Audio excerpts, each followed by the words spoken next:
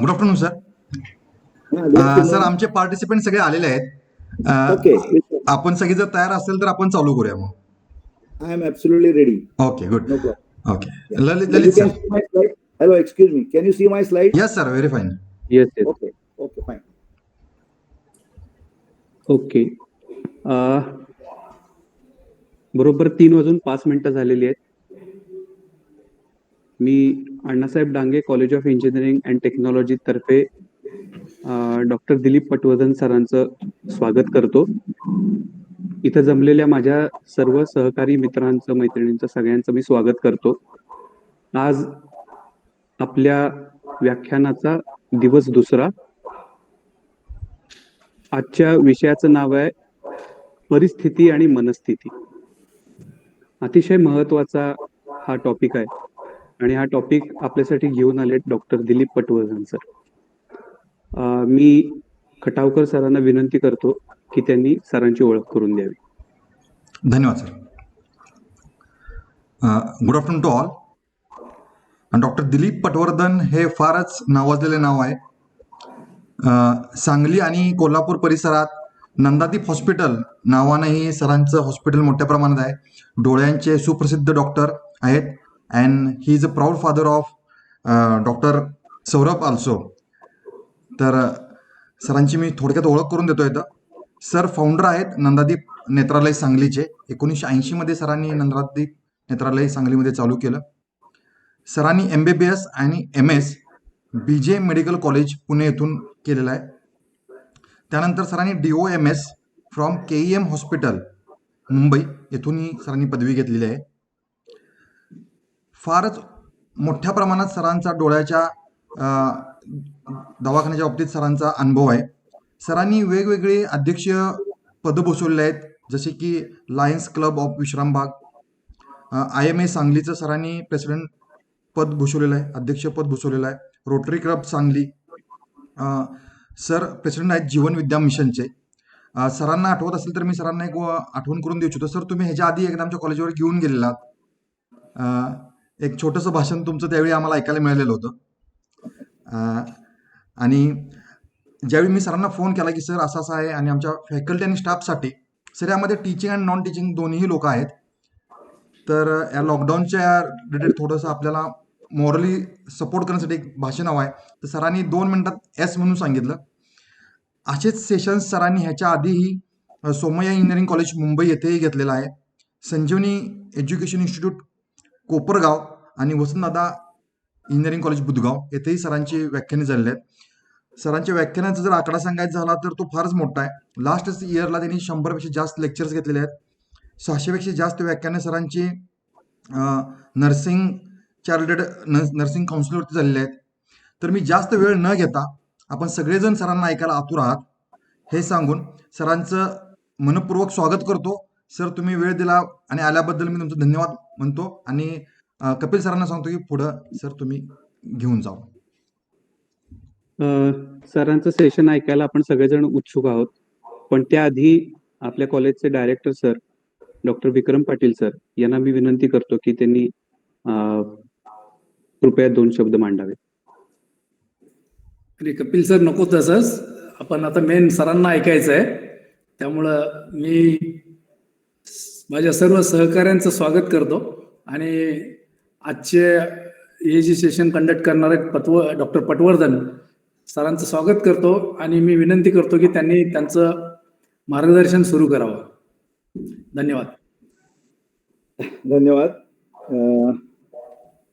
सर्वप्रथम माझी ओळख करून दिल्याबद्दल खटावकर साहेबांचे आभार मानतो आणि डांगे कॉलेजचे खूप आभार मानतो की त्यांनी मला आपल्याबरोबर इंटरॅक्शन करण्याची संधी दिली. आणि सर्वप्रथम वंदनीय आचरणीय समाज सुधारक समाजशास्त्र वामनराव पै यांना मी वंदन करतो आणि मी कुठल्याही व्याख्यानाची सुरुवात आमच्या विश्व प्रार्थनेने करतो. हे ईश्वरा, सर्वांना चांगली बुद्धी दे, आरोग्य दे, सर्वांना सुखात आनंदात ऐश्वर्यात ठेव, सर्वांचं भलं कर, कल्याण कर, रक्षण कर आणि तुझे गोड नाम मुखात अखंड राहू दे. आजचा खूप महत्वाचा टॉपिक आहे. जीवन जगणे ही एक कला आहे, असं प्रतिपादन सद्गुरू वामनराव पै यांनी 1955 साली केलं. म्हणजे जीवन जगणे ही कला आहे हे पहिल्यांदा त्यांनी सांगितलं. त्यानंतर आर्ट ऑफ लिव्हिंग वगैरे आलं, पण याच्यावरती सद्गुरूंच्या 100 कॅसेट्स आहेत. आणि जीवनामध्ये नेहमीच सगळं छान असत नाही. प्रचंड कठीण प्रसंग येतात, क्रायसिस येतात, नाही का, संकट येणारच. म्हणूनच तर ही कला आहे. आणि कुठली कला ही शिकावी लागते. जसं ड्रॉइंग कला आहे, गाणं कला आहे, कुठलीही कला शिकावी लागते, ती आपोआप येत नाही. जीवन लोक नुसती जगत असतात. म्हणजे काय म्हणतात ना, की आपण people go through the life, you should grow through the life. आपण जीवनामध्ये आपण काहीतरी वेगळं केलं पाहिजे आणि ते करण्यासाठी ती जीवन जगण्याची कला शिकली पाहिजे. आपल्याला माहिती आहे की आपला आजचा टॉपिक काय आहे, की परिस्थिती आणि मनस्थिती. आता लक्षात ठेवायचं की परिस्थिती ही दरवेळी आपल्या हातातच असेल असं नाही, नाही का. आता गेले 7-8 महिने आपण बघतोय की संपूर्ण जगावर प्रचंड संकट आलं, नाही का. आणि त्या संकटाची गंमत अशी आहे की हे आता करोनाचं संकट आलं, एक प्रातिनिधिक स्वरूप धरा, पण इंडिव्हिज्युअल माणसाच्या आयुष्यात अशी बरीच संकट येत असतात आणि त्याच्यासाठी तो करोनाच असतो, नाही का. करोना हे जगावर आलं, पण इंडिव्हिज्युअल प्रत्यक्ष माणसाच्या आयुष्यात प्रचंड संकट असं येतं की त्याचा काही त्याच्या हातात असत नाही. मग अशा वेळी कुबलर रॉस मॉडेल म्हणून आहे, म्हणजे अशा वेळी माणूस कसा रिॲक्ट होतो त्याचा त्यांनी अभ्यास केला आणि बरोबर ह्याच गोष्टी या कोरोनाच्या वेळेस आढळल्या. आणि मग त्याच्यावर उपाय काय करायचा याच्यावर आपण चर्चा करायची. सगळ्यात महत्वाची गोष्ट जीवनविधीने खूप छान सांगितलं की परिस्थिती बदलण्याचा आपण प्रयत्न करतो की जी आपल्या हातात असत नाही. पण खरी गोष्ट अशी आहे की मनस्थिती बदलली की परिस्थिती बदलते, हे लोकांच्या लक्षात येत नाही. लोक परिस्थिती बदलण्याचा आटोकाट प्रयत्न करतात, इट डझंट हेल्प. मनस्थिती बदलली की परिस्थिती बदलते, हे लोकांच्या लक्षात येत नाही. मी म्हटलं तसं एक कुबलर रॉस मॉडेल म्हणजे काय, कुठलंही संकट आलं की पहिल्यांदा डिनायल, असं शक्यच नाही. आणि तुम्हाला कल्पना आहे अमेरिकेचे ट्रम्प बाबा ते डिनायल मोडमध्ये किती दिवसापासून होते, अगदी अलीकडेपर्यंत. त्यांना ज्यावेळी कंपल्शन केलं तेव्हा त्यांनी मास्क घातला, नाही का. डिनायल. पण डिनायल करून उपयोग आहे का? वस्तुस्थिती जाते का कुठे निघून? यू मे डिनाय, म्हणजे ते असं शक्यच नाही, कानावर बोट चालत नाही. ही पहिली प्रत्येकाची स्थिती असते. असं काही झालं का, अरे असं कसं झालं आपल्याला, डिनायल शक्य नाही असं होणं. मग दुसरी स्टेज काय ते, आता किती डिनायल केले परिस्थिती आलेली असते, मग राग येतो, राग. आता मला सांगा, एखादी परिस्थिती आपल्या हातात कंट्रोल नसेल तर राग येऊन काय उपयोग आहे का? काही उपयोग नाही. पण राग येतो ना, असं झालंच कसं, आता माझा धंदा बुडला, माझं हे बुडलं ते बुडलं, राग यायला लागतो, बरोबर. राग की ज्याचा काडीचाही उपयोग नाही. मग ते झाल्यावर पुढं बार्गेनिंग येतं. बार्गेनिंग म्हणजे काय, की आपल्याला कळलं की आता आपल्याला सगळं हे करायला पाहिजे, आता डिस्टन्सिंग सगळं. मग लोक बार्गेनिंग करतात, नाही आमची दुकानं बंद करू नका, आमचे व्यवसाय बंद करू नका, आम्ही सोशल डिस्टन्सिंग करतो, मास्क घालतो वगैरे वगैरे. पण वस्तुस्थिती तशी होती का हो? आपण बघितली वस्तुस्थिती. काही लोक ऐकत नव्हते. सोशल डिस्टन्सिंग किती लोकांनी पाळलं देव जाणे. काही लोकांनी पाळलं, पण बऱ्याच जणांनी नाही पाळलं, हे आपण दिसतीच आहे, नाही का. आता बघतो काय किती गर्दी असते बाजारात, आणि मास्क किती लोक घालतात, किती नाही घालत. मग शेवटी रूल करावा लागतो, रूल, की काय झालं तरी केलंच पाहिजे, बरोबर आहे की नाही. मग बार्गेनिंग काय टिकत नाही, मग कडक रूल करावे लागतात. मग झोन तयार करावा लागतो, कंटेनमेंट झोन, हे ते असं कडक रूल, मग पोलीस ऍक्शन वगैरे वगैरे. मग मात्र माणसाला काय ते शेवटी नैराश्य येतं, डिप्रेशन. चौथी स्टेज काय, डिप्रेशन. मग तो आता सगळं करून काय उपयोग नाही, मग घरात बसायलाच पाहिजे. मग त्याला नैराश्य येतं. आणि असे नैराश्य आलेले प्रचंड प्रमाणात पेशंट वाढलेले आहेत, प्रचंड. पण काही काम करायचं नाही, धंदा बुडला, इन्कम कमी झाला, आणि काही करता तरी येत नाही, प्रचंड नैराश्य आलं. आणि शेवटी त्याचाही शेवटी संपतो, आणि शेवटी ऍक्सेप्टन्स, म्हणजे वस्तुस्थितीचा शेवटी स्वीकार करतात, शेवटी स्वीकार. खरं सांगायचं, यामध्ये खरी हुशारी केव्हा आहे, जेव्हा या पहिल्या 4 स्टेप्स तुम्ही जर गाळू शकलात. That is correct. जी काय परिस्थिती असेल त्या वस्तुस्थितीचा प्रथम स्वीकार केला पाहिजे. जीवनविद्या खूप सुंदर सिद्धांत आहे. वस्तुस्थितीचा स्वीकार करून त्याला उत्कृष्ट आकार देण्यात खरं शहाणपण आहे.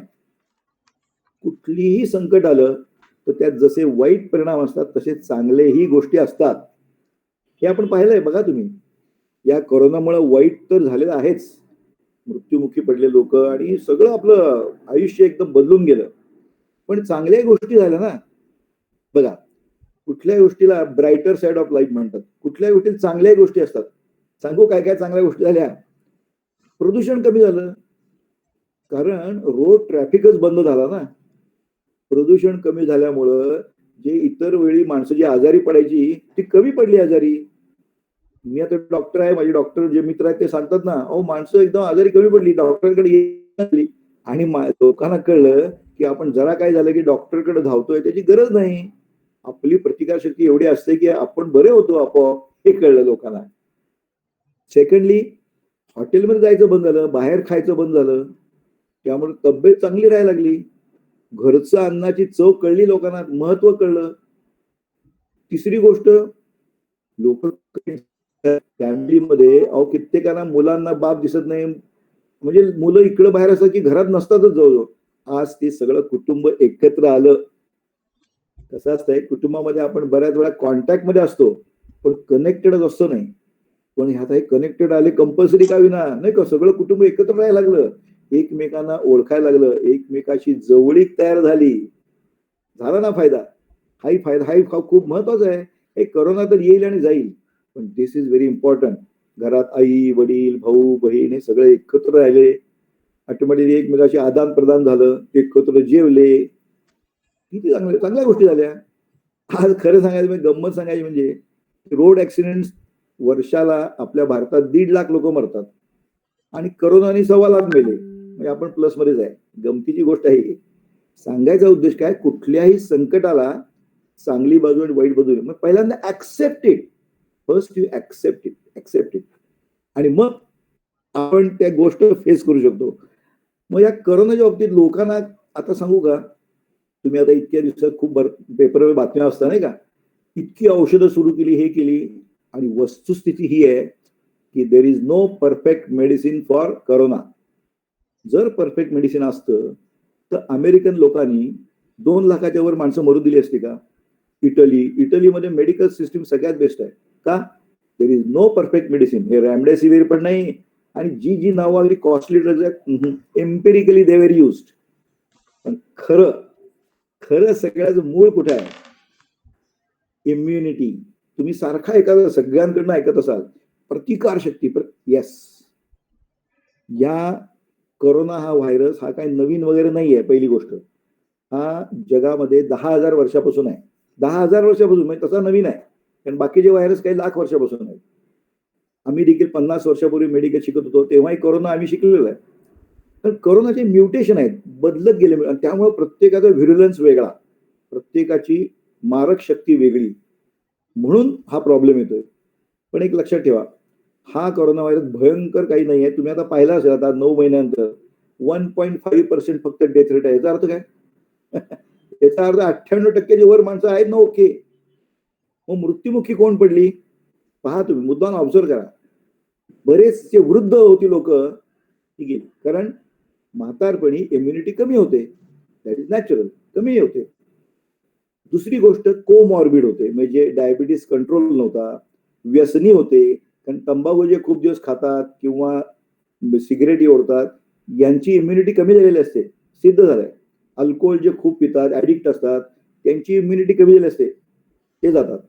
म्हणजे कोमॉर्बिड लोकांना डायबिटीस, तुम्हाला आश्चर्य वाटेल, कित्येक लोकांना आपल्याला डायबिटीस आहे माहीत सुद्धा असत नाही.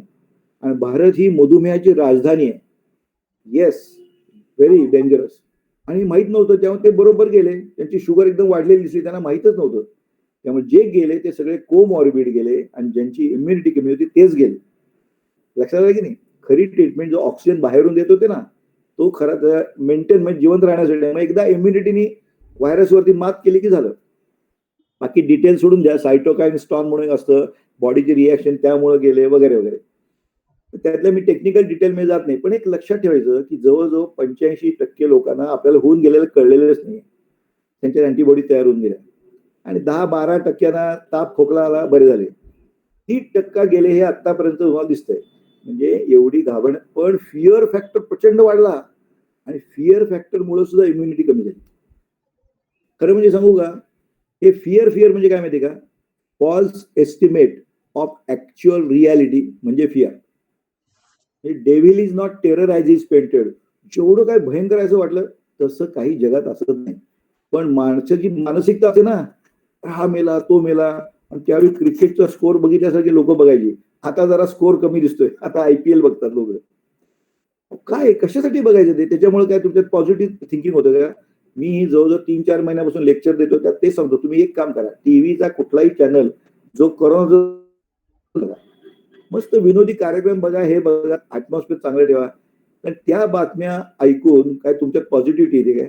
इतके मेलं, याला उचलला त्याला टाकला, असे काय गमतीदार लोक बोलायचे. No need. त्यामुळे तुम्हाला उठलं निगेटिव्ह. तुमचं काय व्हायचं, तुमची निगेटिव्ह थिंकिंगमुळे तुमची इम्युनिटी कमी होते. एक लक्षात ठेवा. आता इम्युनिटी वाढवायला पाहिजे म्हटलं काय करायला पाहिजे? हे बघा, हेल्थ. हेल्थ म्हणजे लोकांना वाटतं काय, सगळे पॅरामीटर चांगले पाहिजे, म्हणजे कोलेस्ट्रॉल आणि हे कॅल्शियम आणि व्हिटॅमिन डी. एक लक्षात ठेवा, तुमच्यापैकी सगळ्यांचं जर मी आता बायोकेमिकल टेस्ट केल्या तर प्रत्येकाला काहीतरी डेफिशियन्सी आढळेल. कोणाला B12, कोणाला व्हिटॅमिन डी, कोणाला हे. म्हणून तुम्ही अनहेल्दी असं नाही. हेल्थ म्हणजे काय लक्षात ठेवा, एन्थुझियाझम टू वर्क. सकाळी उठल्या तुम्हाला काम करायची, काय ते शिकण्याची इच्छा असेल ना, यू आर हेल्दी.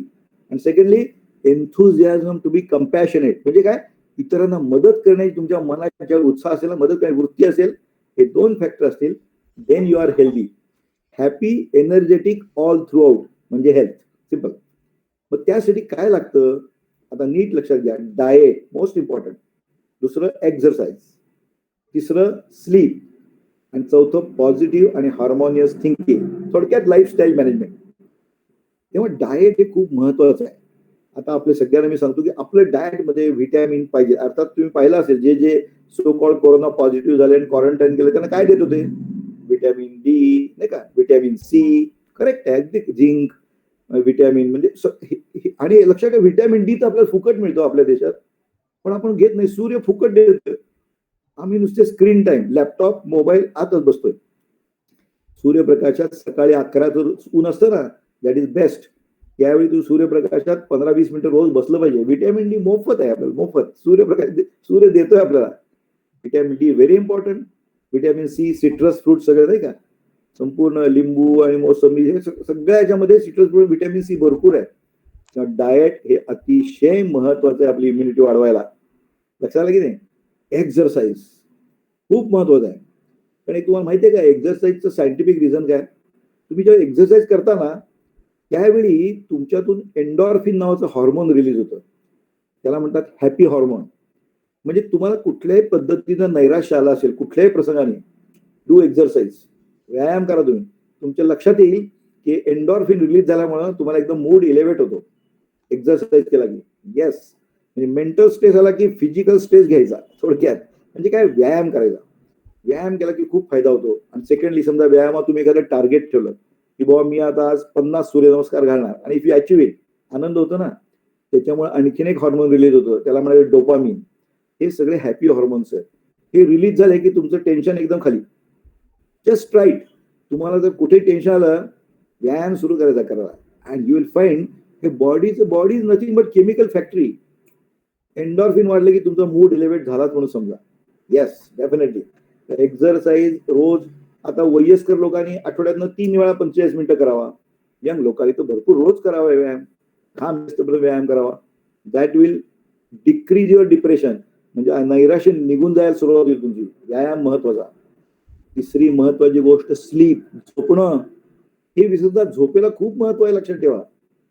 कमीत कमी 7 ते 9 तास प्रत्येक अडल्टला झोपेची गरज असते.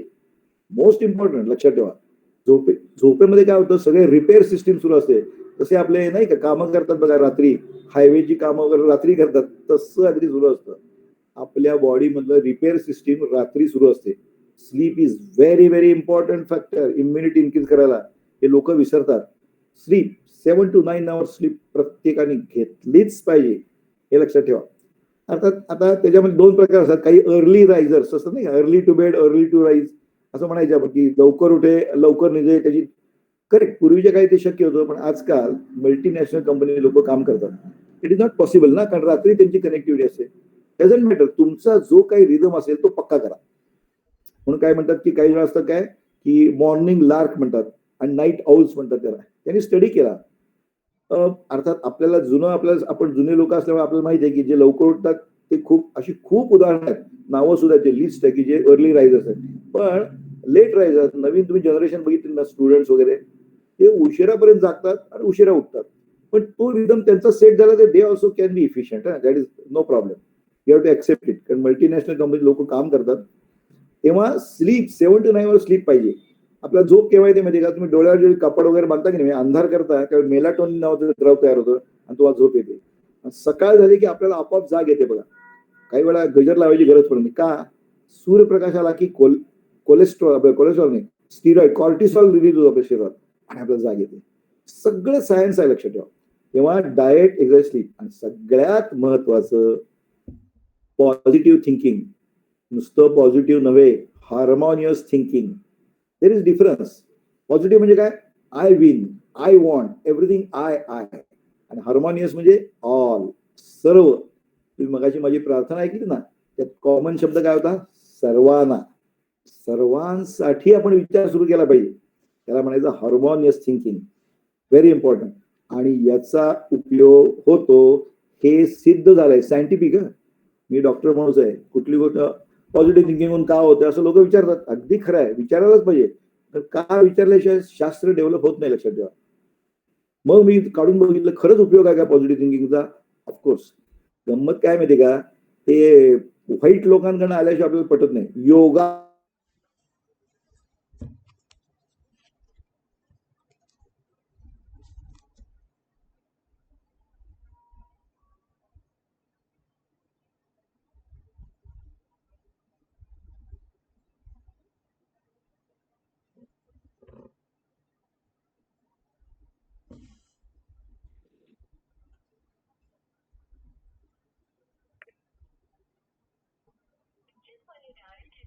खटावकर सर.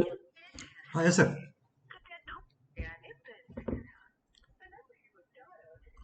Yes sir. सरांची रेंज गेली का? हा, मी फोन करतो सर. हा, ते बहुतेक लेफ्ट झालेत रेंज गेल्यामुळे. सर प्रेझेंटेशन सरांचं मोठं ठेवा, ते छोटं दिसायला लागले. हा सर. हॅलो. हा सर, वेलकम बॅक सर. हा, प्रेझेंटेशन ऐकू परत येतंय? सुरू करायला पाहिजे. हा, ऐकू येते सर, प्रेझेंटेशन हॅलो. दिसत नाहीये. मला अनम्यूट होऊन कोणीतरी बोललात तर कळेल. हो सर, ऐकू येत आहे. तुमचं प्रेझेंटेशन दिसत नाहीये. काय दिसत नाही, स्लाइड दिसत नाहीये प्रेझेंटेशन. का? हा हा. हा, प्रेझेंटेशन नाही दिसत, जाऊ द्या. मग काय, त्याला इलाज नाही, बहुतेक काय प्रॉब्लेम, आय डोंट नो. पण माझं ऐकू येतंय ना? हो हो, ऐकू छान येते सर. मग ऐका, मग आता काय, हे काहीतरी टेक्निकल प्रॉब्लेम आहे. यू कॅन सी मी आणि माझं ऐकू येते ना? हो हो सर.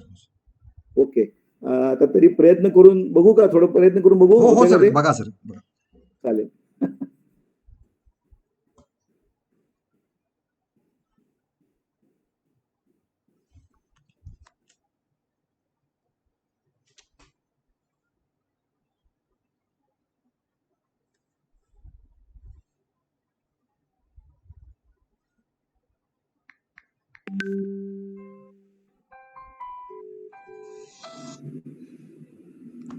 Yes sir.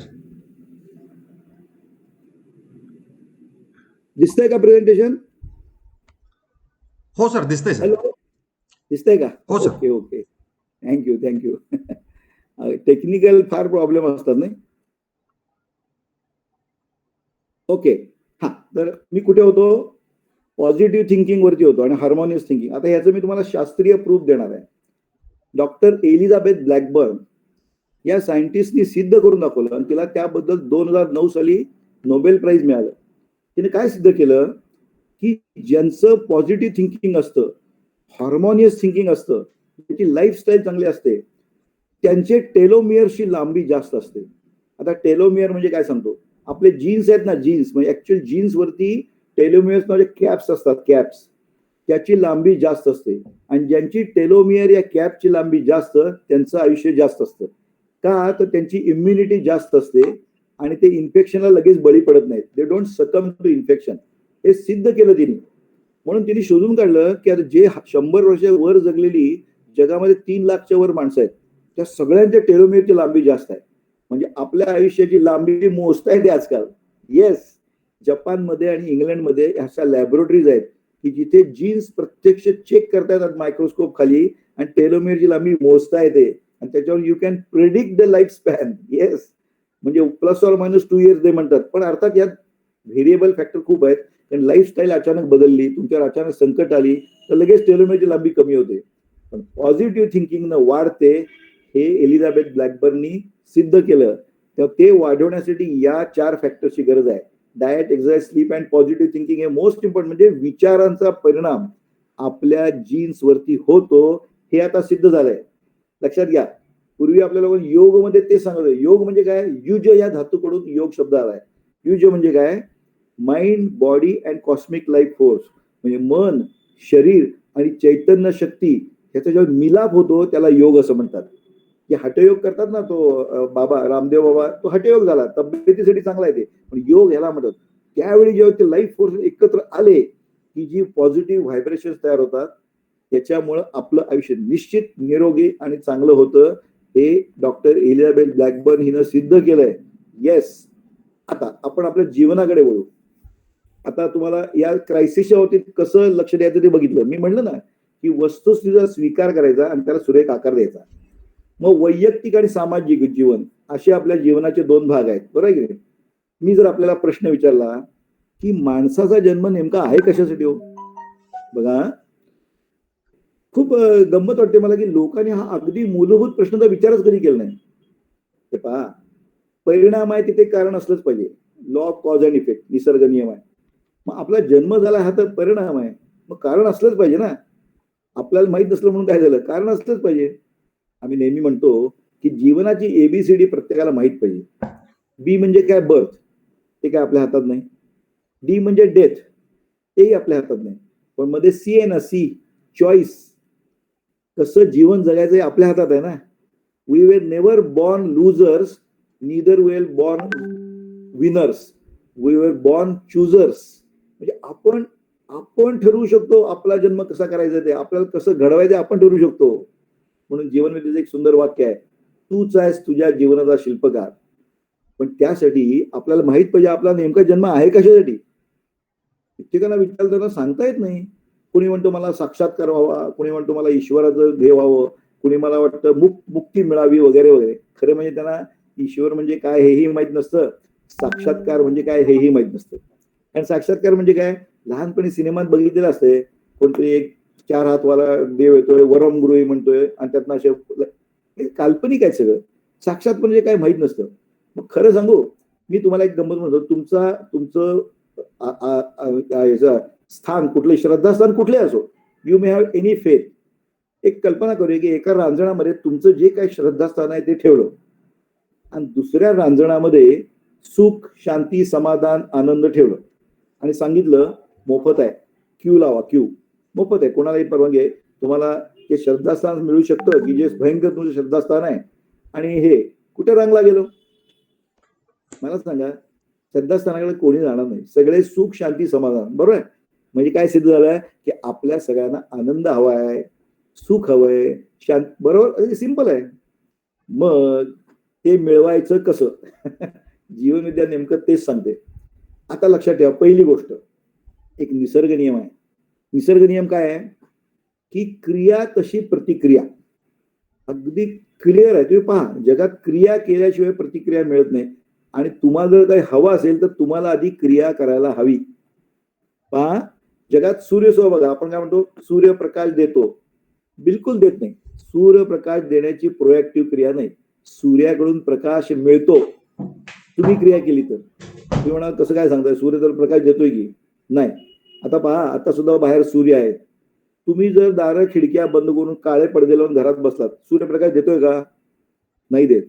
त्यासाठी तुम्हाला कर्म करावं लागतं. म्हणजे काय? तुम्हाला खिडक्या उघडायला पाहिजे, पडदे बाजूला करायला पाहिजेत, मग प्रकाश मिळतो. तुमच्या लक्षात येतंय? You have to act. क्रिया केल्याशिवाय प्रतिक्रिया मिळत नाही.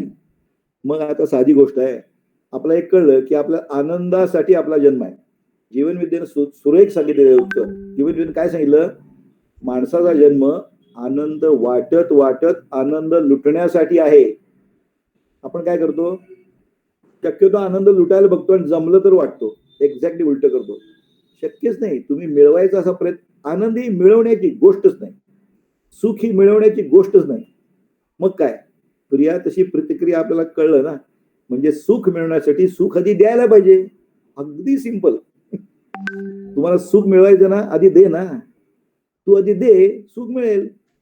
कळलं की नाही? मग आम्ही गमतीने म्हणतो, जे करतो ते देवाजवळ मागतो. म्हणजे काय? क्रिया केली की प्रतिक्रिया मिळणारच आहे. सिंपल आहे नाही का?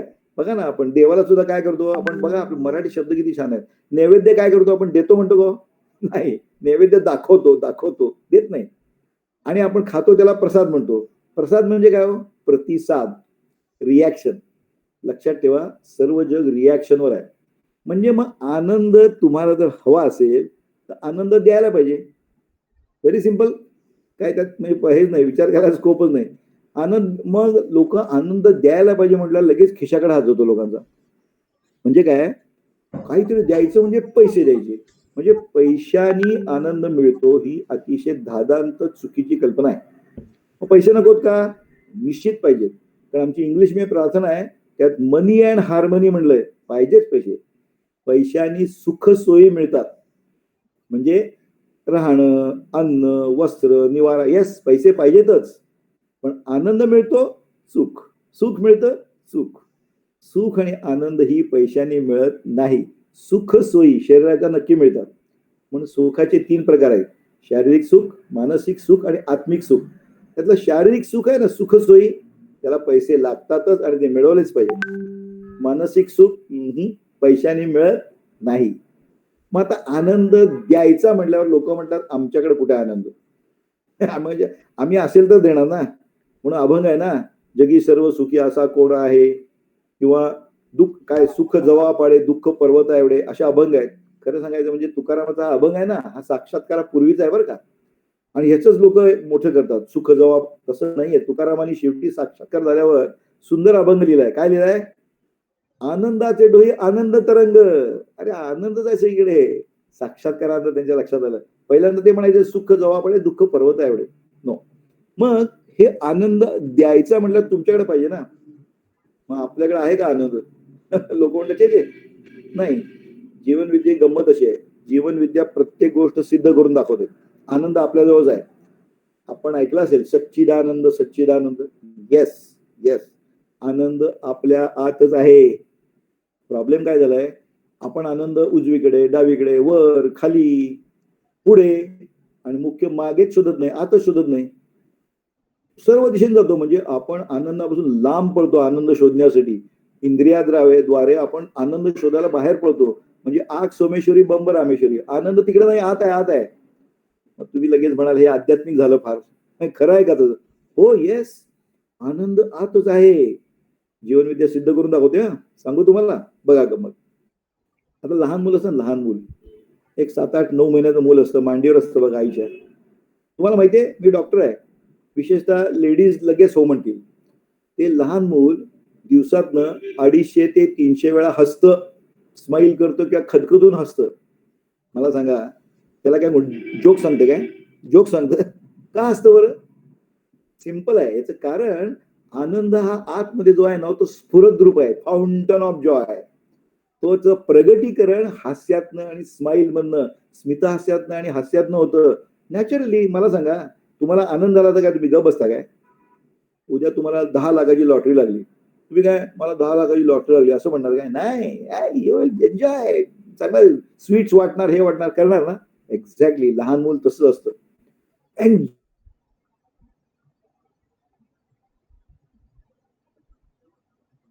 ही will just love without any reason. त्याचं कारण काय? आनंद आत आहे, त्याचं प्रगटीकरण होतं. म्हणजे आनंद आता आहे एका दृष्टी सिद्ध झालं.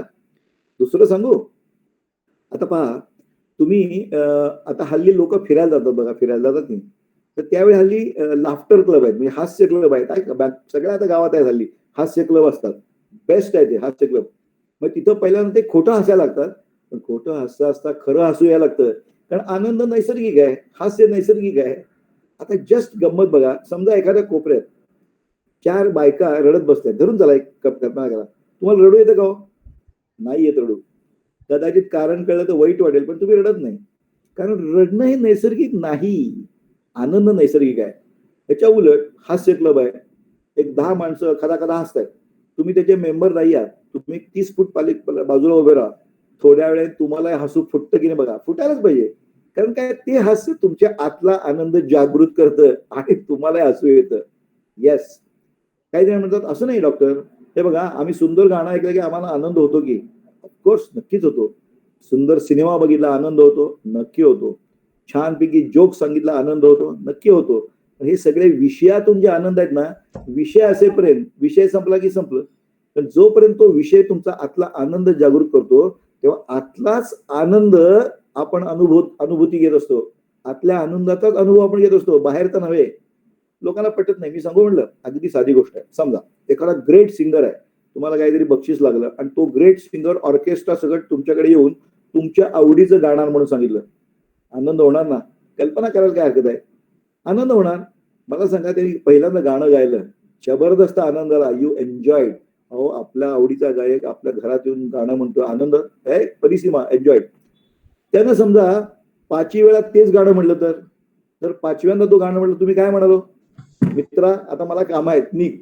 म्हणजे पहिल्यांदा गाणं म्हणलं त्यावेळी त्याने आतला आनंद जागृत झाला, पण ज्यावेळी 5व्यांदा म्हणलं त्यावेळी तो जागृत होत नाही. बरोबर की नाही?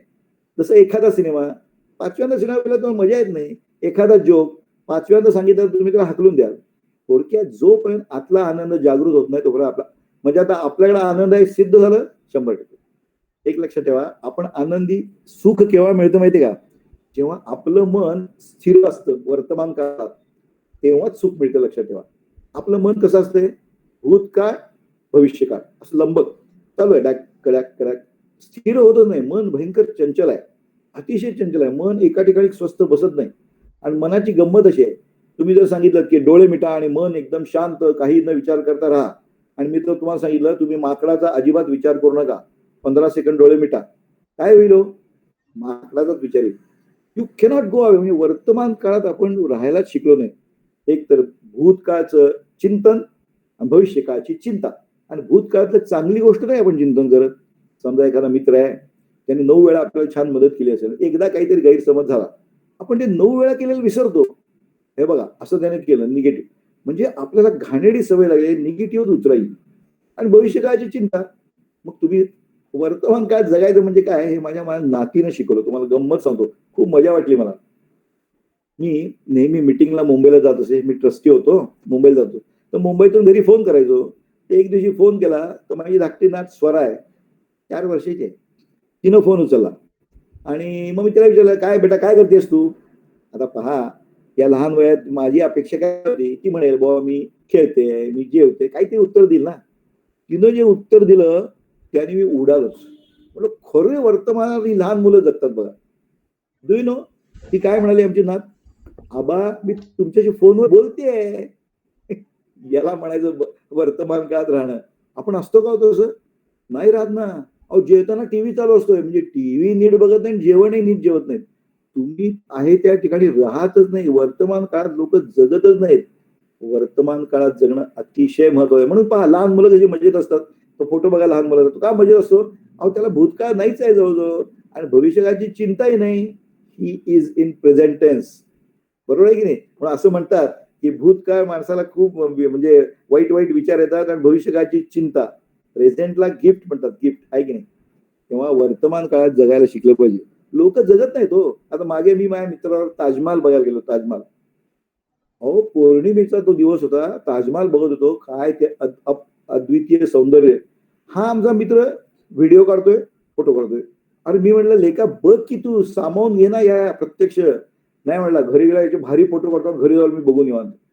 थोडक्यात तो काय करत होता, एक कॅमेरा बघत होता ताजमहाल, तो बघतच नव्हता. अरे तुम्ही वर्तमान काळात जगायला शिकलं पाहिजे माणसाने. Remain in present. असं काही जगात भयंकर असत नाही. भविष्यकाळची चिंता अजिबात करायची नाही. आत्ताचं प्लॅनिंग निश्चित करायचं. चिंता करून काय उपयोग आहे का? नाही. मग आम्ही नेहमी म्हणतो काळजी करायची नसते, काळजी घ्यायची असते. किंवा असा आनंद वाटायला पाहिजे ना. मग लगेच आमच्याकडे आनंद नाही म्हणतात ना. आता मी तुम्हाला आनंद आहे कळलं, पण कशा पद्धतीने देऊ शकतो? सद्गुरू वामनराव पै आमचे एकदम मस्त आहेत. ते म्हणतात माझं नाव पै आहे ना, तर मी जे गोष्ट सांगतो त्याला एक पैचाही खर्च नाही. एक पैचाही खर्च नाही. मी तुम्हाला व्हिडिओ काही दाखवत नाही, मला वाटतं दिसत नाही त्यामुळे काही दाखवत नाही. एक पैचाही खर्च नाही मी जे सांगतो त्याला. मग काय काय करू शकतो आपण? सांगू तुम्हाला गंमत. पहिली गोष्ट, आपण स्माईल म्हणजे स्मितहास्य देऊ शकतो की लोकांना. त्याला काय कुठे पैसे पडतात का? अजिबात नाही. स्मितहास्य. सकाळी उठला तर फिरायला आता सगळे फिरायला झाली, थोडे हेल्थ कॉन्शियस आहेत. स्मितहास्य ठेवा. आमच्या देशात पद्धतच नाही. सगळे गंभीर चेहरे करून काठी घेऊन असो. जणू काय अख्ख्या सर्व जगाची चिंता यांच्याच डोक्यावर आहे. असं काही नाही आहे हो जगात. मस्त स्माइलिंग फेस ठेवा. आणि खरं सांगू, स्माइलिंग करायला कमी कॅलरीज खर्च होतात, असं करायला खूप कॅलरीज खर्च होतात. म्हणजे थोडा आतबट्ट्याचा व्यवहार आहे. स्माईल. परदेशात जा तुम्ही, पहा, समोरून अनोळखी माणूस जरी आला ना, गुड मॉर्निंग. अडचण काय? काय पैसे पडतात त्याला? नाही, पण मजा येते ना. आपल्याकडे तसं करत नाहीत. गंभीर चेहरे करून जातात. आणि त्यातून कोणी ओळखीचा भेटला तर मात्र हसतात बरं का, नाही असं नाही. आणि मला सांगा, भेटल्यावर प्रश्न काय विचारतात लोक? तुमची शुगर किती? तुमची बीपी कसा आहे? अरे हा काय आनंद पसरवण्याची गोष्ट आहे का? मला सांगा, नेमकं तुम्ही ज्याला विचारला त्याची शुगर वाढली असेल 400 आणि याची 150. बघा, दुःख शीतलम. आपण आनंद पसरवला पाहिजे, दुःख नाही. कशाला विचारायचं? बघा ना, आमच्याकडे कोणाला विचारलं भेटला तर कसं काय चाललंय? आजचं बरं आहे, उद्याचं व्हाय यू टॉक लाईक दॅट? अरे मस्त चाललंय म्हणा ना. तुम्ही जे म्हणाल ना तर देव म्हणतो तथास्तु. असं एक आपल्याकडे पद्धत आहे. जे बोलतात त्याला तथास्तु म्हणजे काय? जसा तू आहेस तसाच तू, जे बोलतोय तसाच तू. स्माईल. आणि स्माईल शब्द कसाला म्हणजे satisfied mind in lip expression म्हणजे स्माईल. सिम्पल. एवढं तर आपण करू शकतो की नाही? रादर केलं पाहिजे असं मला वाटतंय. बरोबर आहे ना? ओके. स्माईल एक झालं. दुसरं काय करू शकतो आपण? कौतुक करू शकतो. नाही कौतुक. मला सांगा, कौतुक केलेलं कोणाला आवडत नाही हो? सगळ्यांना आवडतं कौतुक केलं. आता देवाच्या आरत्या म्हणजे तरी काय असतात? कौतुकच असते की नाही का? देवाला जर कौतुक केलं आवडतं, तुम्हाला आवडत नाही काय? गंमत बघा ना, आपल्याकडे वास्तू शांत करतात की नाही? खरं म्हणजे वास्तू शांतच असते, आतली माणसं अशांत असतात. वास्तूला काय झालं ते झाड. पण का बोलवतात बरं? Do you know reason? समजा तुम्ही अगदी उत्तम घर बांधलं आणि कोणाला बोलवलंच नाही, एक 2-3 माणसं येऊन गेली, त्यांनी कौतुक केलं, पोट भरत नाही ना. कौतुक लागते की माणसाला. म्हणून वास्तू शांत करतात आणि सगळ्यांना जेवायला बोलवतात. बरोबर की नाही? महिला त्यांच्या मैत्रिणींना बोलवतात, पुरुष सगळ्यांना बोलवतात. मग घरी आले की काय करतात तो? महिला विशेषतः काय करतात बघा, मैत्रिणीला घेऊन जातात स्वयंपाकघरात. मग तिनं काय काय कल्पना लढवल्या त्या सांगतात की नाही? म्हणजे काय बघा, हा ड्रॉवर मोठ्या डावांसाठी आहे, हा ड्रॉवर छोट्या चमच्यांसाठी आहे, ही फळी आहे, ही अशी केली की टेबल होतं, असं केलं की आरसा होतो. असं ज्यावेळी त्यांनी जी कल्पनेने असे काय काय छान केलेलं असतं, त्यावेळी ज्यावेळी पाहुणे आले त्या चेहऱ्यावर जे ऍप्रिसिएशन, कौतुकाचा भाव दिसतो, तेव्हा हिचा एकदम दिल म्हणतात ना शांत होतो. वास्तू शांत नाही, हिचं मन शांत होतं आणि आनंद होतो नाही का? मग लगेच सांगते, हे बघा स्वयंपाकाला लागून एक कोठीची खोली केली आहे, म्हणजे काही लागलं सामान लगेच आणायला बरं. कौतुकाचा नुसता एकदा जोरदार, मग आता जेवा, तोपर्यंत जेवायला सुद्धा देत नाही. पहा वाटलं तुम्ही. आणि इट इज बट नॅचरल. कौतुक सगळ्यांनाच आवडतो, का नाही आवडणार? तर कौतुक केलं पाहिजे लोकांचं. किती गोष्टी करू शकतो?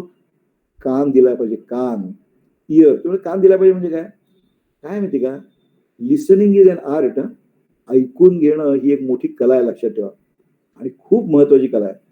आपण कोणाचं ऐकून घेत नाही. दुसरा बोलायला लागला, त्याचं अजून वाक्य संपायच्या आत आपली रिॲक्शन सुरू. Never do that. Listening, listen in.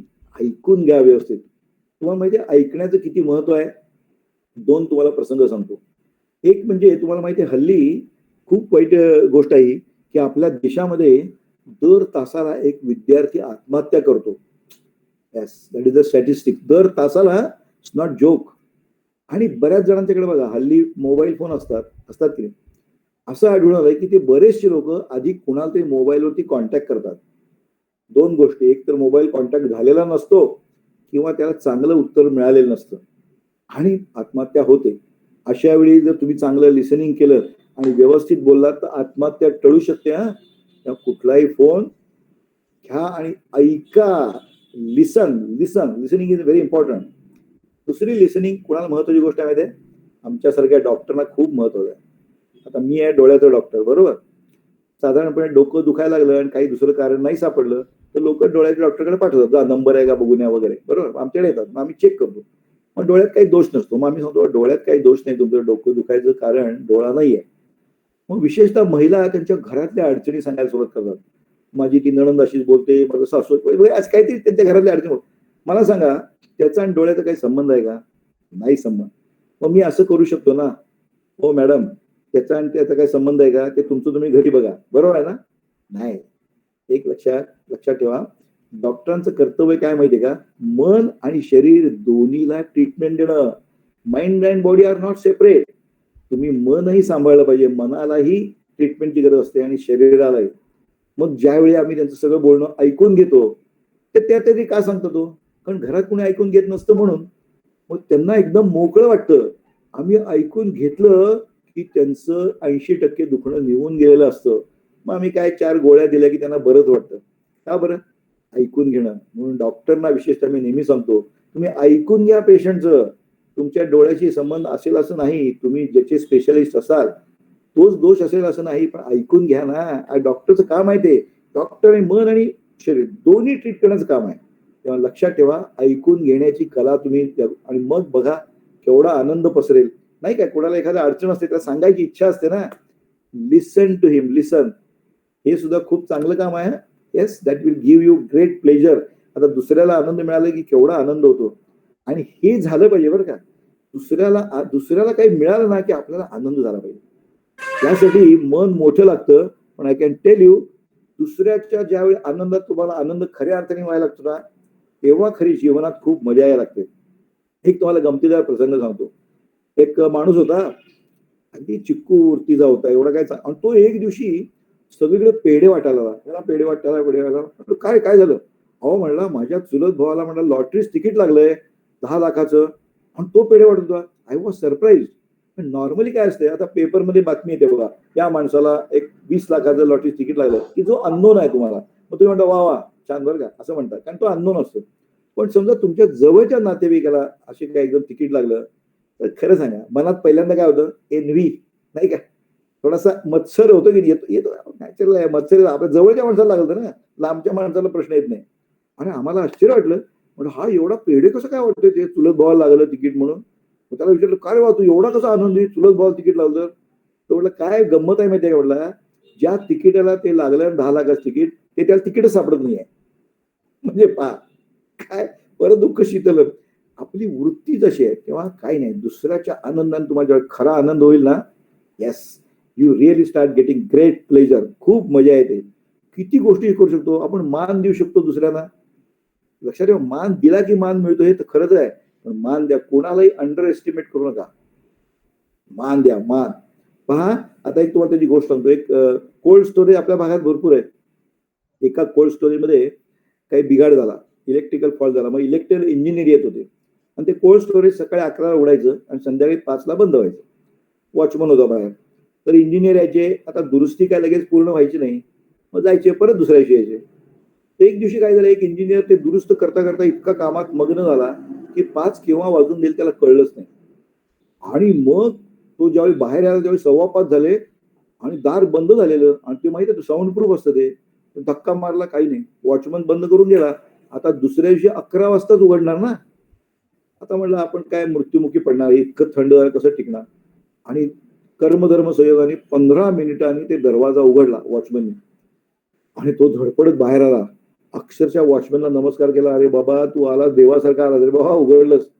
मग तो जरा गरम झाला पडून. मग त्या वॉचमॅनला विचारलं, अरे तू कसं काय उघडलास?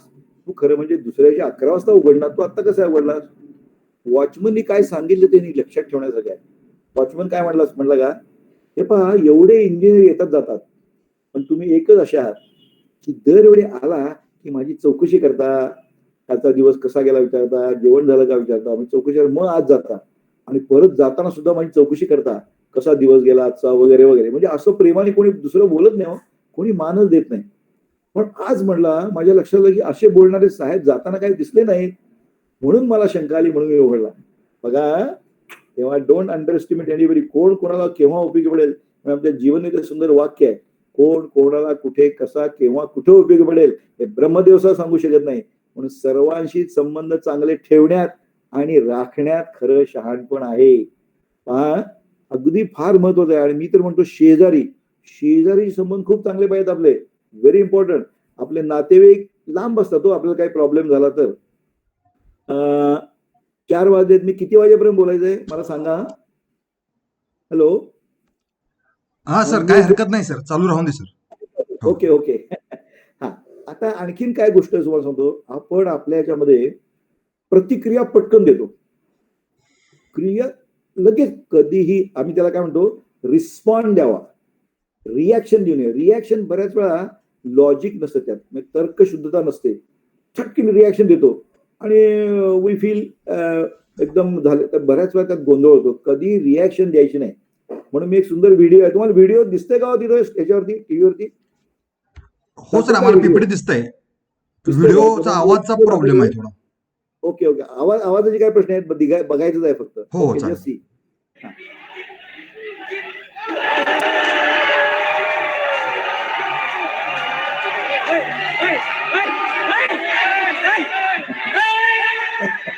आता पाहिले तुम्ही सॉरी, म्हणजे त्या गोल मारल्यावर त्यांनी लगेच रिॲक्शन दिली की आता गोलात काय गेलं नाही आणि आपण जिंकलो म्हणून, आणि दुसरा अगदी निराश होऊन बसला आणि नंतर तो गेला. म्हणून कधीही रिॲक्शन पटकन द्यायची नाही. Wait for some time, you always respond. मी तुम्हाला कसा आपला रिस्पॉन्स पाहिजे आणि काय करायचं आणि आपला इगो कसा खाली ठेवायचा हे सांगतो.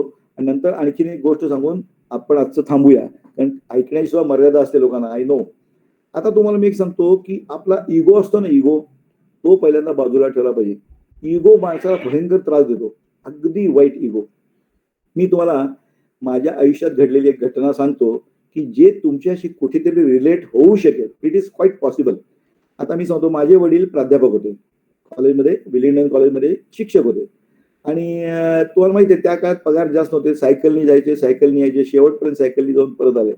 म्हणजे पण भयंकर कडक शिस्तीनं होते, अगदी शिस्तीत होते. आणि SSCचे NCCचे कोर्स केला होता, ते कॅप्टन वगैरे होते, व्हेरी स्ट्रिक्ट. आणि तुम्हाला माहिती आहे शिक्षकांना वन वे असतं की त्या काळात तरी विद्यार्थी उलट बोलत नसत, त्यांनी बोलायचं, विद्यार्थ्यांनी ऐकायचं. मी तुम्हाला काय पोझिशन समजावून होतोय, काय घटना घडली सांगतो. अर्थात आता माझं हॉस्पिटल झालं, मोठं झालं, माझ्यात इगो जागृत झाला ना, म्हणजे लक्षात, इगो, अहंकार जागृत होतोच की थोडा. आणि एक दिवशी, ही गोष्ट जवळजवळ 18 वर्षापूर्वीची आहे. त्यावेळी माझे वडील जवळजवळ 80 वर्षाचे होते आणि मी 51 वर्षाचा होतो. त्यावेळीची गोष्ट आहे, नवीन हॉस्पिटलमधली गोष्ट आहे. आणि एक दिवशी आम्ही चर्चा करत बसलो आणि तुम्हाला माहिती आहे जनरेशन गॅप असतेच, 2 पिढ्यांमध्ये मतभिन्नता असतेच. म्हणून मी म्हणतो की सगळ्यांनी शांतपणे ऐका, त्यातनं मी मोठा धडा शिकलो, त्याचा तुम्हाला सगळ्यांना उपयोग व्हावा अशी माझी इच्छा आहे. आता तेही शिकलेले, मीही शिकलो. आमची चर्चा होता, कुठला तरी मुद्दा आला आणि आमच्यात मतभिन्नता झाली. फक्त वाईट काय झालं, बोलता बोलता, शब्द वापरता आमचं डिस्कशननी एक लेवल खाली गेलं आणि आम्ही दोघंही चपापलो. संध्याकाळची वेळ होती, आम्ही लगेच थांबलो दोघंही. मी गेलो माझ्या बेडरूम मध्ये गेलो, ते त्यांच्या बेडरूम मध्ये गेले. आणि मला काही झोप येईना, अजिबात झोप येईना. मी या कुशीवर त्या कुशीवर, नॉर्मली मी लगेच झोपणारा माणूस, मी झोपलो की मी लगेच घोरायला लागतो, अशी माझी पत्नी कंप्लेंट करते. आणि त्या दिवशी मी झोपेच ना, या कुशीवरून त्या कुशीवर. मग पत्नीने विचारलं, काय झालं मला सांगा. पण माणसाचा इगो असतो ना, इगो, अहंकार, काही नाही असं म्हटलं.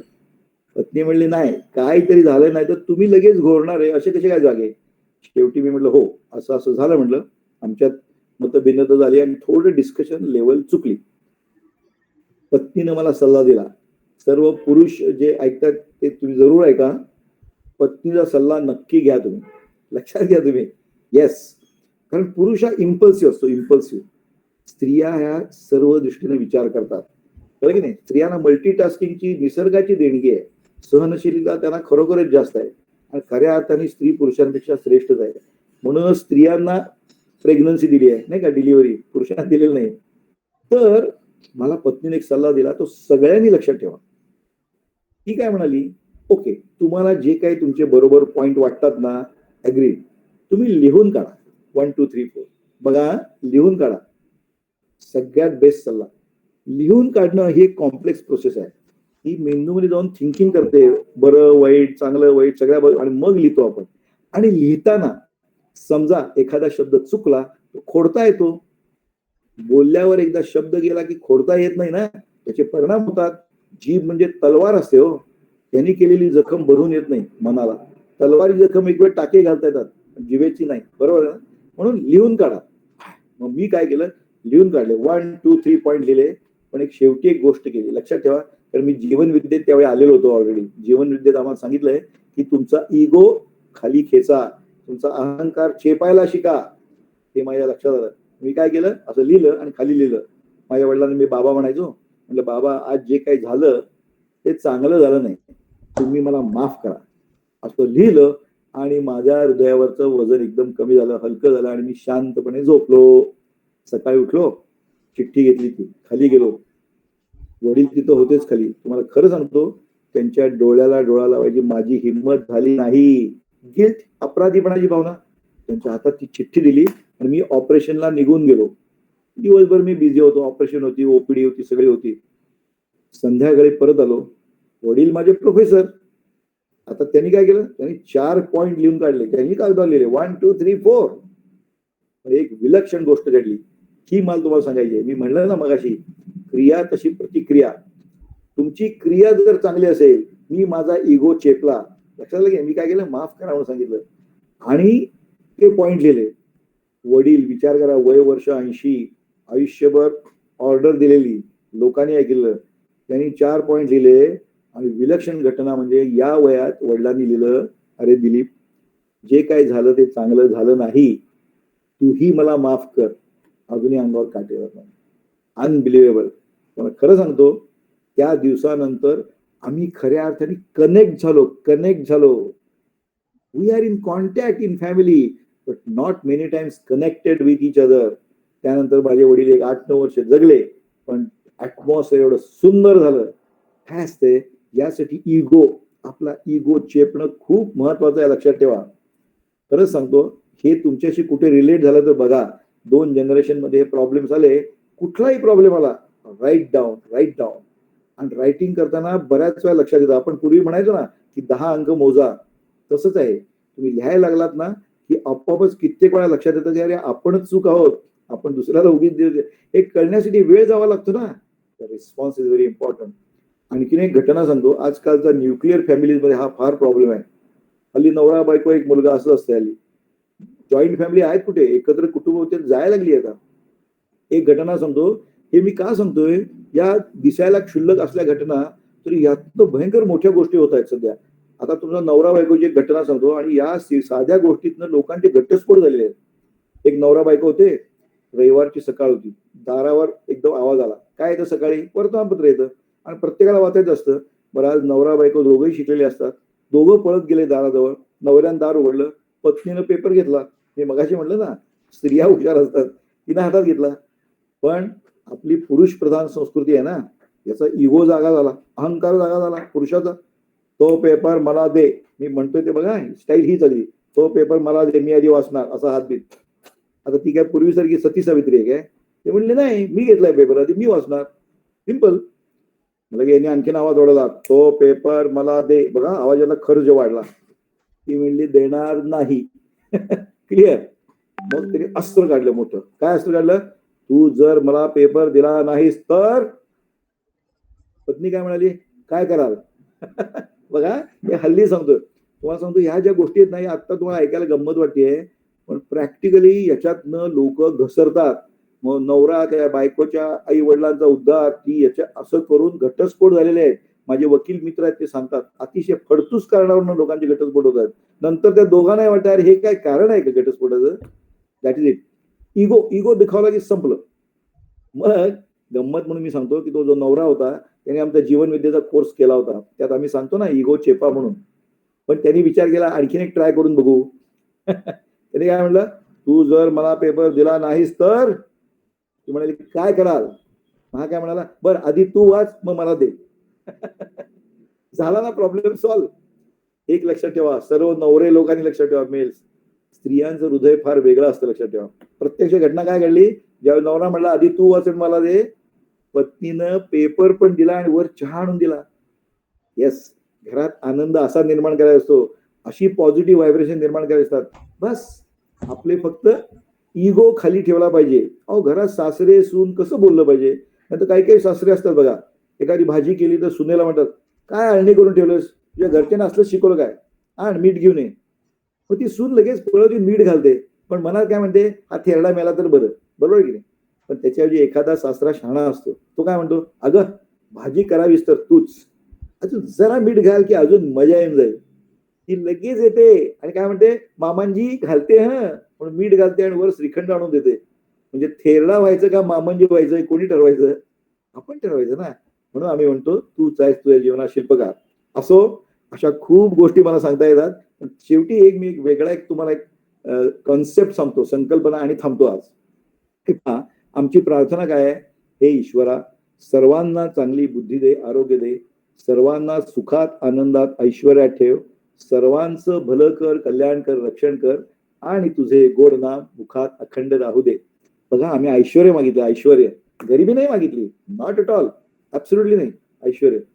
आता तुम्हाला गंमत आहे, ती खरा घडलेली घटना सांगतो, माझा सांगतो मी माझेच प्रसंग सांगतो नेहमी. तुम्हाला कल्पना आहे की मी म्हटलं आमची आर्थिक स्थिती कमी होती, शिक्षकांना त्यावेळी पगार नव्हते, 400-800 ग्रेडमध्ये 80, 82, 83 झाले आमचे वडील रिटायर झाले. त्यावेळी काय एवढे हे नव्हते, सायकलवरून गेले मी सांगितलं तसं. त्यामुळे आम्ही अगदी भाड्याच्या घरात राहिलोय, असं सगळं झालंय. आणि त्यामुळे बऱ्याच लोकांनी मला पाहिलेलं आहे त्यातनं. आणि मी पूर्वी कुठल्याही क्लबमध्ये नव्हतो, हल्ली माझा मुलगा जॉईन झाल्यावर मी रोटरी क्लबमध्ये गेलो. तर माझे सगळे मित्र होते ते पूर्वीपासून क्लबमध्ये होते, कारण ते मोठे होते, म्हणजे मोठे व्यापाऱ्यांची मुलं होती ती, नंतर ते कोणाचा कारखाना होता असे होते, सगळे होते.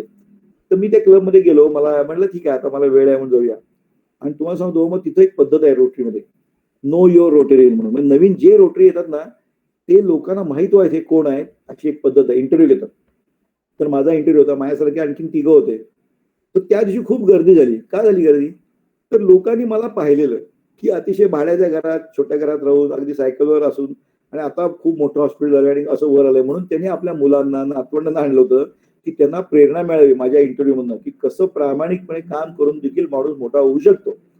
म्हणून त्यांनी बोलवलं आणि माझा इंटरव्ह्यू सुरू झाला. मग मला विचारलं त्यांनी तुमचं आयुष्य कसं गेलं. मग अशा वेळी स्कोप असतो ना जरा भाव खायला. म्हणजे माझी रस्त्यावरच्या दिव्याखाली बसून आपलं असं काही झालं नाही. म्हटलं मला 2 वेळा जेवायला मिळत होतं, एवढा बाहेर वडिलांना पगार होता आणि घरात दिवे होते, म्हटलं इलेक्ट्रिसिटीचे बल्ब होते. पण एक मी जे वाक्य सांगितलं त्यांनी लोक चक्रावले आणि त्यांचा विश्वास बसला. मी त्यांना म्हणलं माझा जन्म ऐश्वर्यात झाला. ओह, माझा एक मित्र म्हणाला अरे काय सांगतोस तू, कशासाठी बोलवलं आम्ही सगळ्या आमच्या मुलांना वगैरे, तू असं सांगितल्यावर मग ते प्रेरणा कसली घेणार. अरे म्हटलं मी खरं बोलतोय. मग मी जे सांगितलं ते नीट लक्षात ठेवा तुम्ही. ऐश्वर्य कशा म्हणायचं हे लोकांना माहित नसतं.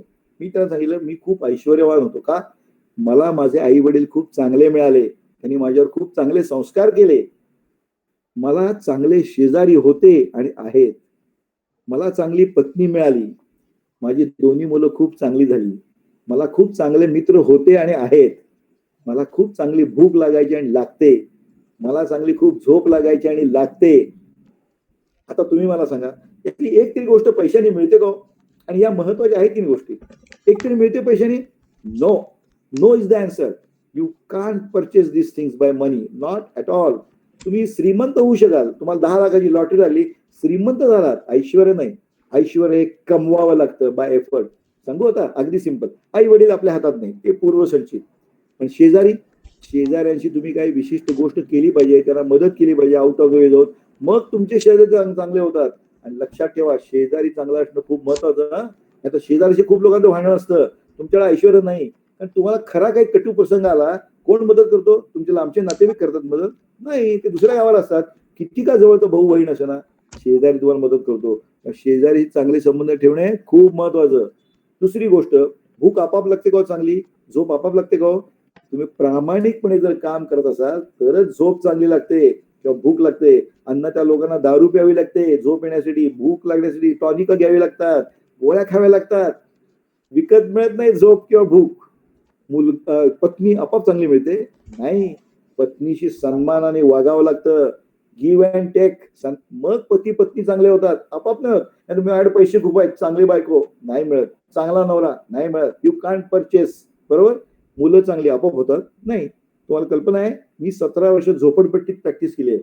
हरिपूर रोडला माझं हॉस्पिटल होतं, संपूर्ण झोपडपट्टी, दारूचं शेजारी हातभट्टीची पहिल्या दारी जी मिळायची माझ्या शेजारी अजूनही मिळते. मला सगळे म्हणले, माझी मुलं लहान होती, माझा एक मुलगा 6 वर्षाचा, दुसरा 2 वर्षाचा होता. सगळे म्हणले, अरे तू कुठं जागा घेतली, तुझी मुलं बिघडणार. म्हटलं नाही बिघडणार, नाही बिघडणार. कशावरून मी सांगितलं, कारण संस्कार हे होत असतात, संस्कार करायचे नसतात.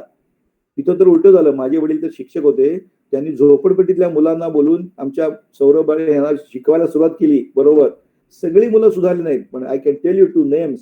सुदर्शन कांबळे, तो आता जज झालाय, वकील होता, जज झालाय. दुसरा सुरेश, इंग्लिशचा प्रोफेसर झालाय. ते सुद्धा, माझी मुलं तर बिघडली नाहीतच. माझी दोन्ही मुलं गोल्ड मेडलिस्ट आहेत. सौरभ तर ऑल इंडिया इन्स्टिट्यूटचा गोल्ड मेडलिस्ट झाला, अजिबात बिघडला नाही. धाकटा मुलगा ISB हैदराबादचा MBA झाला, मेकॅन्झी मध्ये होता. मला सांगायची काय गोष्ट आहे, का नाही बिघडली, कारण ही मुलं ऑब्झर्व करतात. जर आपले आई वडील प्रामाणिकपणे सकाळी 7 पासून रात्री 11:30-12 पर्यंत काम करतायत, कोणाला फसवीत नाहीत, स्किल मिळवतायत, झाले ना संस्कार. नाही तर मी तुम्हाला सांगितलं, कोणी आलं घरी आणि मी फोन आला आणि मी सांगितलं घरात मी नाहीये म्हणून सांग, खोटं बोलण्याचे संस्कार झाले हो. मग 2 तास लेक्चर देऊन काय उपयोग. लक्षात घ्या, तुमचं आचरण चांगलं पाहिजे. म्हणून मी बऱ्याच वेळा आजकालच्या नवीन पालकांना सांगतो, आमच्याकडे पालक येतात, आमचा मुलगा सारखा मोबाईल बघतो, सारखा टीव्ही बघतो. अहो म्हटलं, त्यांना जन्मला काय मोबाईल माहित होता काय? तुम्हीच माहित करून दिलात ना. तुम्हीच जरा स्वयंपाकाला दुडबुड नको म्हणून मोबाईल देतात त्याच्या हातात. Then they will do the same thing. तुम्हाला सॅक्रिफाईस करायला पाहिजे. मुलं झोपल्यावर तुम्ही टीव्ही बघा, त्यांच्यासमोर सारखे मोबाईल बघू नका. तुम्ही बघितलं ते बघणारच आहेत 100%. संस्कार हे करायचे नसून संस्कार होत असतात. असो, कारण मी नुसतं एक उदाहरण देतो की एक शेतकरी असतोय, साधा पंचागात्याला हे असतोय, आणि त्याचा तो आजोबा असतात, ते नातवाला हातात घेऊन खेळत असतात, हवेत उडवत असतात, मस्त एन्जॉयमेंट करत असतात. हे एक चित्र पहा. आणि दुसरा एक आजोबा, AC खोली आहे, बेडरूम, अगदी सगळं स्टिरिओ संगीत बिंगीत आहे, पण त्याला मुलगा विचारत नाही, नातू विचारत नाही. यातला कोण ऐश्वर्य आहे, कोणाकडे ऐश्वर्य आहे? अरे त्या शेतकरी आजोबांकडे ऐश्वर्य आहे, तो नातवाबरोबर मजेत खेळतोय, दंगा करतोय, नाही का?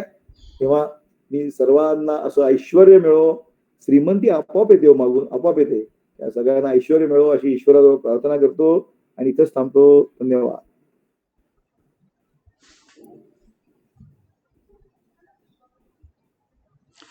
धन्यवाद सर. मी माझ्या सहकाऱ्यांना विनंती करतो, जर तुम्हाला सरांशी काही इंटरॅक्शन करायचं असेल तर हा सेशन मी 5 मिनिटासाठी ओपन ठेवत आहे. तुमच्या काही शंका कुशंका असतील तर कृपया विचारा.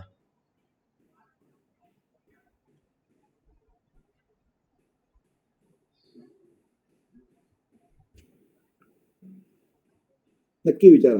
I will be glad to answer.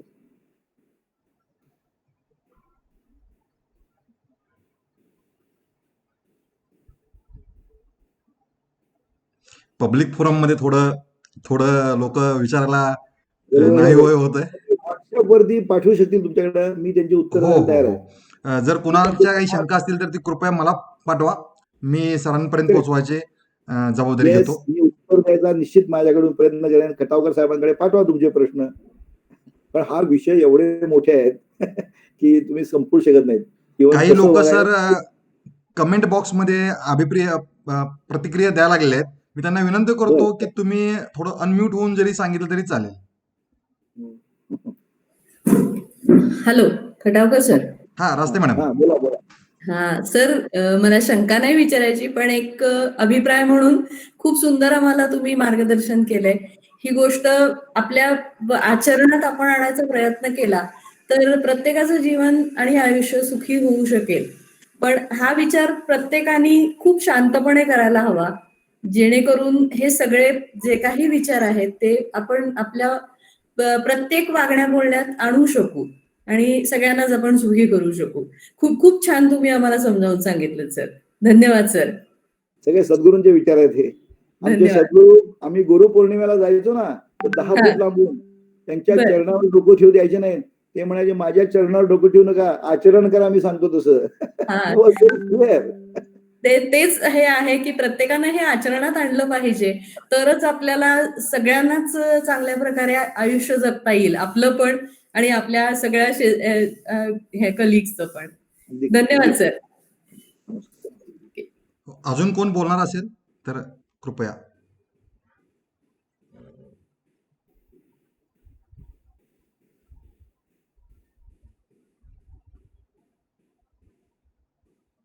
विचारा काही.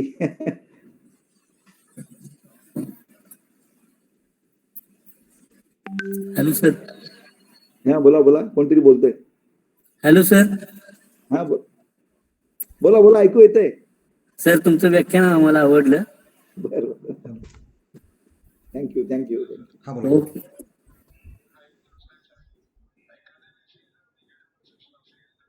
आमचे जीवनविद्येचे कोर्सेस आहेत बरं का, कर्जतला ज्ञानपीठ आहे, खूप सुंदर कोर्स आहेत, आपण जरूर करा. मला केव्हाही कॉन्टॅक्ट करा, मी सांगेन. आता आमचं कर्जत तिथे बंद होतं कोरोनामुळे, पण आता सुरू झालंय कालपासूनच. आणि आमचे खूप सुंदर कोर्सेस आहेत आणि जीवनाचं एक सुंदर तुम्हाला डायरेक्शनच मिळेल. आय हॅव सीन मेनी की त्यांचं आयुष्यच बदलून गेलं. शेवटी विचार लागतात ना, विचार. आणि तिथं खूप 2 दिवस राहायची सोय आहे आमच्या इकडे ज्ञानपीठामध्ये. आणि तिथं फक्त काही नाही, 3 AC लेक्चर हॉल्स आहेत, फक्त ज्ञानदान, बाकी कुछ नाही तिथे. आणि असेच माझ्यासारखे खूप वेगळे वेगळे प्रबोधन करणारे आहेत आणि खूप सुंदर कोर्स आहे आमचा. मी आपलं आवाहन करेल की जरूर जीवन विद्याचे आमचे कोर्सेस खूप आहेत. प्रल्हाद दादा आमच्या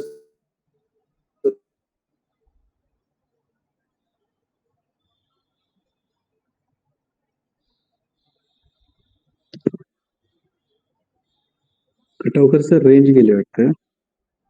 हो हो, मी करतो कॉन्टॅक्ट सरांशी.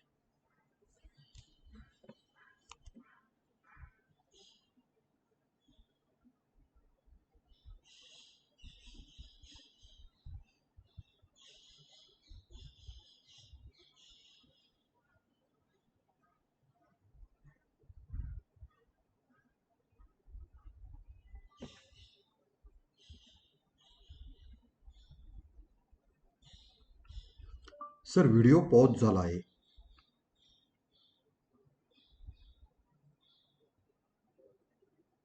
हा सर, पुन्हा येईपर्यंत मी थोडासा संवाद साधतोय तुमच्याशी. थांबला उद्या आहे.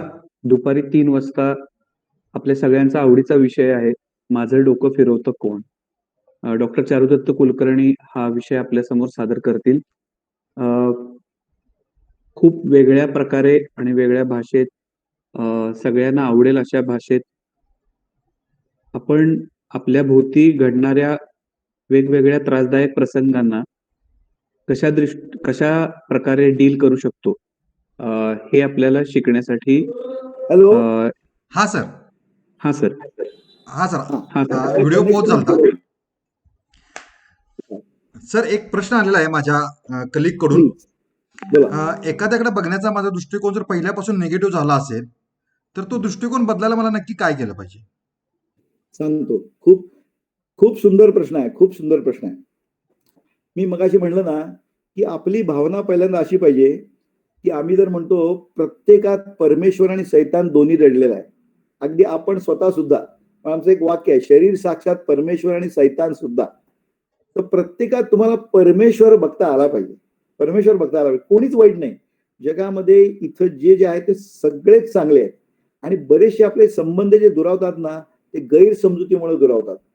आणि तुम्हाला अगदी मी विशेष सांगतो, आम्ही जे अगदी प्रयोग करून बघितले की ज्याच्यावर आपले संबंध वाईट आहेत ना, तर तुम्हाला एक नियम माहीत झालाय, क्रिया तशी प्रतिक्रिया. बरोबर आहे की नाही? आपण काही झालं तरी त्याच्याविषयी सुद्धा चांगलंच चिंतन करायचं, त्याच्याविषयी चुकून सुद्धा मनात वाईट भावना आणायची नाही. कारण तुम्ही जो विचार करता ना, तो रिबाउंड होऊन मल्टिप्लाइड अँड मॅग्निफाईड तुमच्याकडे येतो. तर ज्याच्याविषयी तुम्हाला कितीही वाईट अगदी तुमच्या मनात असले विचार, त्याच्याविषयी खूप अवघड आहे ही गोष्ट, पण करून पहा. मी तुम्हाला सांगतो, हे शास्त्र आहे बरं का. विचार पोचतात हे आम्ही सायंटिफिकली सिद्ध सुद्धा करून दाखवू शकतो. पण यातली तुम्हाला मी एक माझ्या आयुष्यातली घटना सांगतो, मग तुमच्या लक्षात येईल. आता माझेच काका जे वॉलचंद कॉलेजमध्ये लेक्चरर होते आणि सगळ्यात धाकटे काका असल्या कारणाने आमचं अंतर कमी होतं आमच्या वयात. म्हणजे ते अगदी मित्रत्वाने खूप जॉली होते, खूप बोलायचे. आता गंमत काय झाली, मी पहिल्यांदा त्यांचा पुतण्या होतो, नंतर पुढे मी काय झालो, डॉक्टर झालो. म्हणजे रिलेशन काय झालं, मी डॉक्टर पण आहे आणि पुतण्या पण आहे. आणि ते खेळीमेळीनं बोलायचे. एक दिवशी अशी घटना घडली की ते काहीतरी त्याने मला प्रश्न विचारला की त्याचा मेडिकल अँगलशी संबंध होता. आता गंमत अशी झाली की मी पुतण्या म्हणून बोलायचं का डॉक्टर म्हणून बोलायचं हा प्रश्न आला ना. पण मी मेडिकल डॉक्टर म्हणून बोललो आणि त्यांना त्याचा राग आला.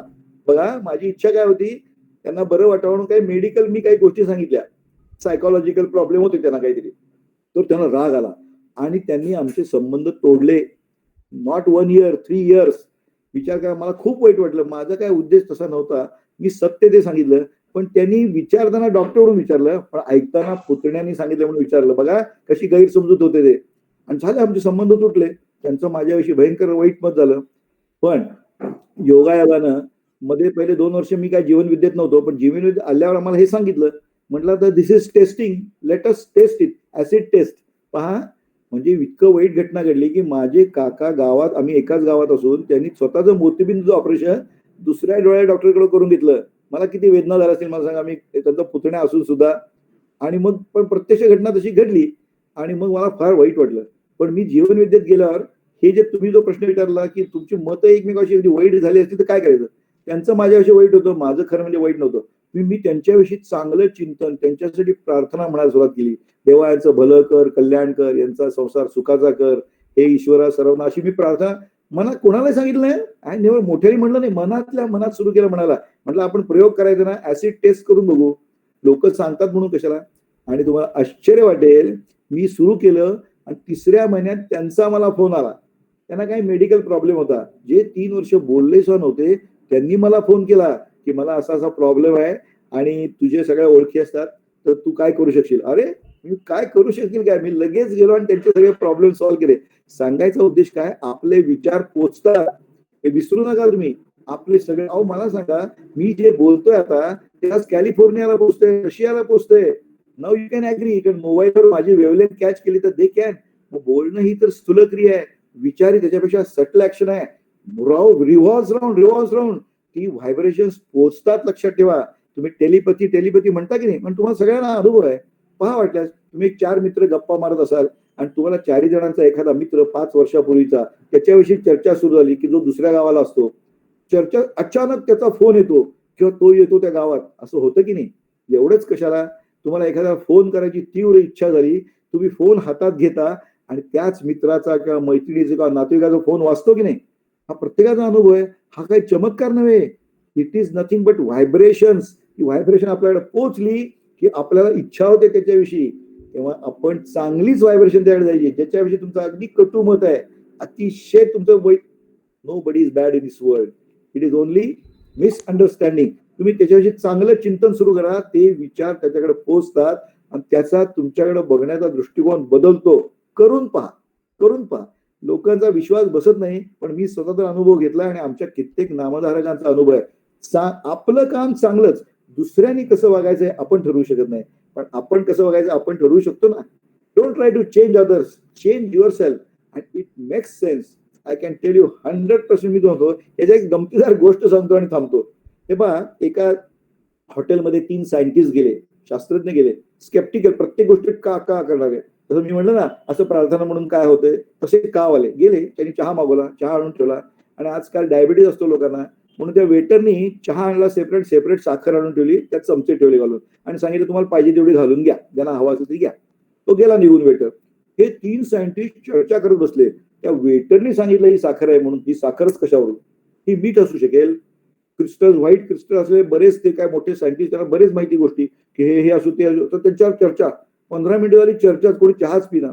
तो वेटर कप न्यायला आला, बघितलं तर चहा भरला. साहेब म्हटलं अजून तू प्यायला नाही काय, ते गार झालं की. म्हटला अरे म्हटलं तू सांगितलंस म्हणून आम्ही कसा विश्वास ठेवणार, साखरच कशावरनं. अच्छा हे प्रॉब्लेम आहे म्हटला.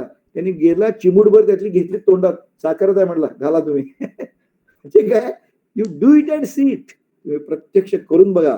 ज्यांच्याविषयी कडवट आहे ना तुमच्या मनात इच्छा, हा वाईटच आहे किंवा जे काय असेल ते, तुमच्या स्टार्ट थिंकिंग गुड अबाउट हिम. हे विचार तिकडे पोहोचतील आणि you will get the great reaction. मला तुम्ही 3 महिन्यानंतर सांगा, मी 3 महिन्याची मुदत देतो तुम्हाला. अहो ही मॅजिक नाही आहे, ही काही चमत्कार वगैरे नाही, हे शास्त्र आहे. Now it is proved there is nothing like matter, it's all energy. तुम्हाला माहिती आहे ना, energy equal to MC square असं इक्वेशन आहे. एम म्हणजे मास आणि सी म्हणजे प्रकाशाचा वेग, त्याचा square. No, there is nothing like matter. They say it's all vibrations. Is a quantum physics says that nothing but all are vibrating particles with different frequencies. लक्षात आलं की नाही? क्वालिटीज बदलतात, फ्रिक्वेन्सी बदलली की. जसं पाणी आहे ते H2O आहे ना, लिक्विड असते त्यावेळी H2O. त्याचं बर्फ झालं की सॉलिडच्या प्रॉपर्टी येतात, पण तरी H2O आहे. उकळलं तर वाफ होते आणि इट बिकम्स इनविजिबल, तरी ते H2O असतं. व्हायब्रेशन आणि आपली व्हायब्रेशन पोचतात, हे मी तुम्हाला माझ्या अनुभवावरून सांगतो. आणि करून बघा. ज्यांचं कोणाशी मतभेद झाले असतील ना, स्टार्ट मनातल्या मनात, कोणाला सांगायची गरज नाही, स्टार्ट थिंकिंग गुड अबाउट हिम आणि बघा रिॲक्शन कशी फॅन्टास्टिक येते ते. एवढंच मी सांगू शकेन तुम्हाला. धन्यवाद सर. सर वेळेचं बंधन ठेवत आता आपल्या इथं थोडं थांबलं पाहिजे. नक्की जर काही क्वेश्चन असतील मी तुमच्यापर्यंत आणीन. तर मी अण्णासाहेब डांगे कॉलेजच्या वतीनं तुमचा आभार व्यक्त करतो.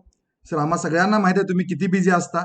तुम्ही वेळात वेळ काढून आला, आमच्यापर्यंत आनंद पोहोचवला. तो आनंद आम्ही नक्की आमच्या विद्यार्थ्यांपर्यंत, आमच्या कुटुंबापर्यंत पोहोचवू अशी ग्वाही मी तुम्हाला देतो. आणि आल्याबद्दल मी तुमचे अनेकदा आभार मानतो.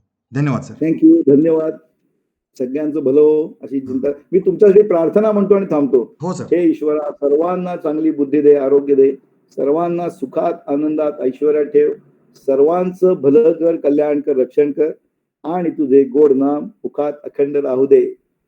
धन्यवाद सर. आय चालेल. Will leave the meeting. चालेल ना? हो सर, हो सर. सगळ्यांना विनंती आहे, उद्याच्याला दुपारी 3 वाजताच्या व्याख्यानाला ही सगळ्यांनी वेळेत हजर राहावं. धन्यवाद.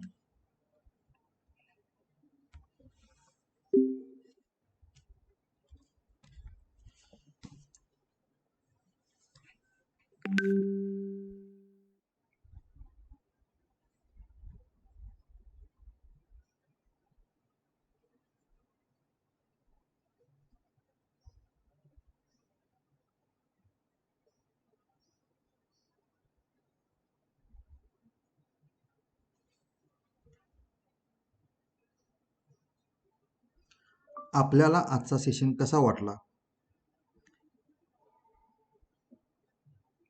कृपया याचा अभिप्राय कळवावा ही विनंती.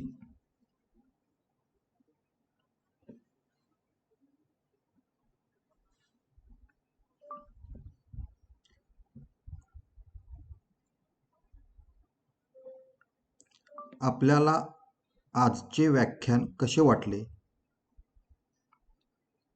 याचा अभिप्राय कळवावा ही विनंती.